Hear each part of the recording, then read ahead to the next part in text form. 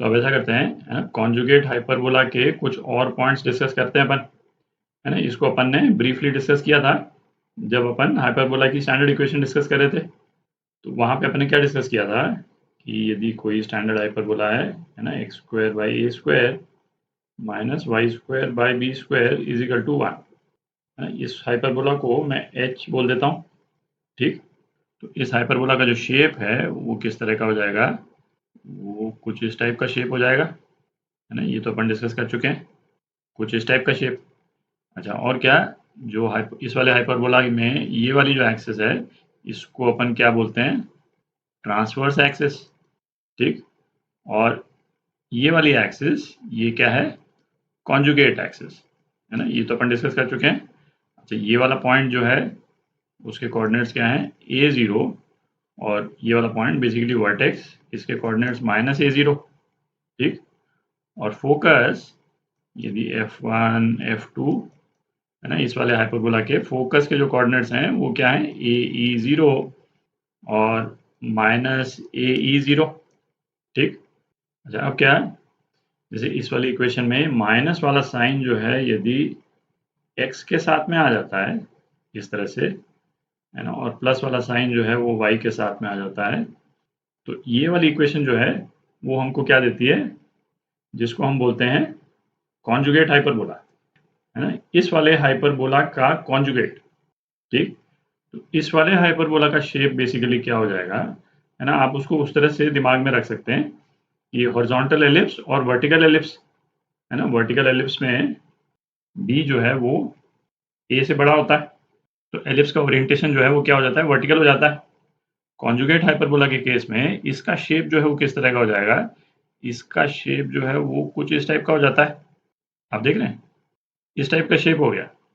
तो अब conjugate hyperbola के लिए ये जो y एक्सिस है, y एक्सिस जो है वो किस एक्सिस का काम कर रही है, ट्रांसवर्स एक्सिस।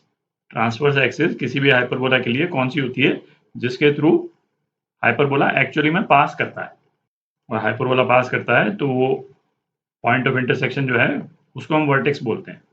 तो कॉन्जुगेट हाइपरबोला के लिए ट्रांसवर्स एक्सिस कौन सी हो गई, y एक्सिस हो गई, और x एक्सिस जो है कॉन्जुगेट हाइपरबोला के लिए वो क्या हो गई, कॉन्जुगेट एक्सिस हो गई, ठीक।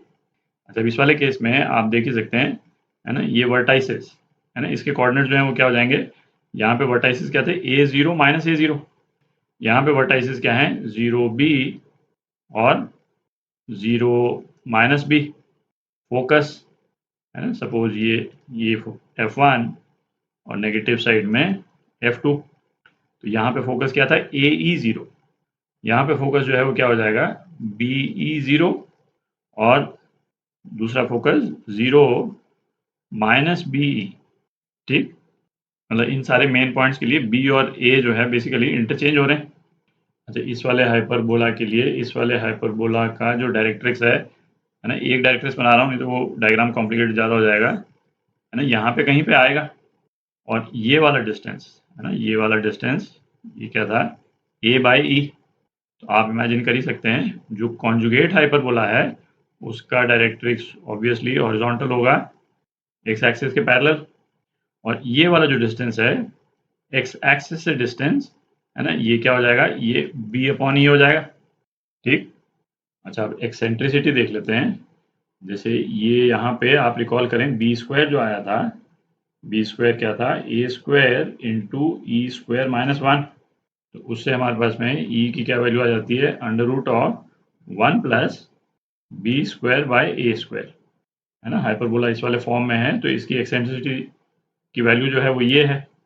इस वाले केस में, है ना, आप एक्सपेक्ट कर ही सकते हैं कि ए स्क्वायर, है ना, ये क्या हो जाएगा, B square into E square minus 1, तो एक्सेंट्रिसिटी जो है वो क्या हो जाएगी, under root 1 plus A square by B square. मतलब एक्स के नीचे वाली जो टर्म है ना, वो पहले आएगी ऊपर, और वाई के नीचे वाली जो टर्म है वो बाद में, ठीक। आप मनी मन जो है वो जैसे एलिप्स से इसको कंपेयर कर सकते हैं। भाई एलिप्स में तो एक्सेंट्रिसिटी का फॉर्मूला सिंपल था, इन द सेंस कि जैसे 1 माइनस, है ना, छोटा डिस्टेंस का स्क्वायर अपॉन बड़ा डिस्टेंस का स्क्वायर। एलिप्स वर्टिकल हो चाहे हॉरिजॉन्टल हो, उससे फर्क नहीं पड़ता। अच्छा, यहाँ पे पर हम डिस्कस कर चुके हैं कि बी जो है दोनों ही केस में मतलब ए से बड़ा भी हो सकता है, छोटा भी हो सकता है। यहाँ पे eccentricity 1 plus B square by A square है और यहाँ पे 1 plus A square by B square. और एक लास्ट जो इम्पोर्टेंट एक लेंथ जो है ना, लेटस रेक्टम की लेंथ। इस वाले केस में लेटस रेक्टम की लेंथ है ना, ये क्या थी, ट्वाइस बी स्क्वायर बाय ए। ठीक, ये थी लेंथ, एक्सेंट्रिसिटी है ना, ये इंपॉर्टेंट है। तो उसी के कॉरस्पॉन्डिंग कॉन्जुगेट हाइपरबोला में लेटस रेक्टम की लेंथ जो है वो क्या हो जाती है, 2a स्क्वायर बाय बी। ये हो गया। और इसका लेटेस्ट रेक्टम जो है वो कौन सा हो जाएगा, है ना, F1 के थ्रू पास करती हुई लाइन जो ट्रांसफर्स एक्सिस के परपेंडिकुलर है। ठीक, तो इन पॉइंट्स को ध्यान में रखें, है ना। कुछ क्वेश्चंस करेंगे उससे और क्लियर हो जाएगा आपको। तो क्वेश्चन करते हैं, let S is equal to, है ना, ये सेट है कुछ कोऑर्डिनेट्स का, है ना, एक्स वाई जो कोऑर्डिनेट्स हैं ऑल रियल है और एक्स वाई के बीच में रिलेशन क्या है ना, ये इक्वेशन दे रखी है अपने को। और फिर उसके बाद में अपने से पूछा है जो सेट एस जो है वो, है ना, हाइपरबोला को रिप्रेजेंट कर रहा है या एलिप्स को रिप्रेजेंट कर रहा है ना। ये इक्वेशन बेसिकली हाइपरबोला की है या एलिप्स की है और उसकी एक्सेंट्रिसिटी क्या है। तो अभी अपन ने जो कॉन्जुगेट हाइपरबोला की इक्वेशन जो देखी, है ना, किस फॉर्म में देखी थी, जो एक्स स्क्वायर वाली जो टर्म है उसके साथ में माइनस आ जाता है, minus X square by A square plus Y square by B square is equal to 1। तो ये वाली जो इक्वेशन दे रखी है अपने को, है ना, इसको लिख लेते हैं, एक्स की टर्म पहले लिख लेते हैं, upon 1 minus R plus Y square upon 1 plus R is equal to 1। तो हाइपरबोला वाले जो ऑप्शन दिए हुए हैं उसमें आर की वैल्यू क्या है, 0 से 1 के बीच में है। तो दिख ही रहा है आर 0 से 1 के बीच में होगा, तो ये वाली जो टर्म है, ये वाली टर्म क्या होगी, पॉजिटिव हो जाएगी। और ये वाली टर्म पॉजिटिव हो गई तो कॉन्जुगेट हाइपरबोला की इक्वेशन हो गई है ना, एग्जैक्टली सेम इक्वेशन है। तो हाइपरबोला की इक्वेशन तो है, अब एक्सेंट्रिसिटी निकालते हैं इसकी। तो कॉन्जुगेट हाइपरबोला की एक्सेंट्रिसिटी, है ना, इसका क्या रिलेशन अभी अपन ने देखा था, 1 plus A square upon B square, है ना, B square upon A square नहीं है, A square by B square. तो एक्सेंट्रिसिटी जो है वो क्या हो जाएगी, under root 1 plus A square, है ना, ए स्क्वायर कितना है, 1 minus R upon B square 1 plus R. तो ये क्या हो गया, under root 2 upon under root R plus 1। तो आप देख ही सकते हैं दोनों ऑप्शन जो दे रखे हैं अपने को, न्यूमरेटर में जो वैल्यू है वो 2 है। तो इसका मतलब ये दोनों ऑप्शन तो रूल आउट हो गए। अब ये एलिप्स वाले ऑप्शन चेक करते हैं। तो देखें जो एलिप्स वाले जो ऑप्शन है उसमें अपने को क्या दे रखा है, आर जो है ग्रेटर देन 1 दे रखा है। तो इस वाले एक्सप्रेशन में जो एक्स स्क्वायर के नीचे वाला जो टर्म है बेसिकली क्या है, माइनस के साथ में यदि अपन रीड कर लें तो क्या आर माइनस 1 ही दे रखा है। तो ये वाला जो पोर्शन है ना, ये वाला जो पोर्शन, ये पोर्शन है ना, ये पोर्शन तो पॉजिटिव ही हो गया। तो ये आपकी, है ना, ये एलिप्स की इक्वेशन हो गई, x square by A square plus Y square by B square is equal to 1।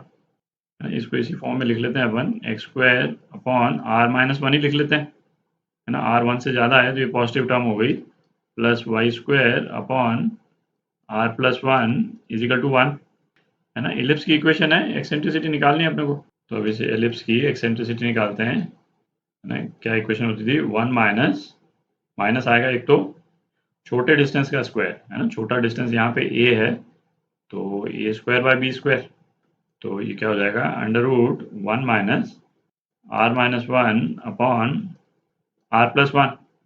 तो ये क्या हो गया, under root 2 upon under root R plus 1। ठीक, तो ये आपका आंसर है। तो इसमें कौन सा पार्ट है, सी पार्ट, है ना, डी गलत है।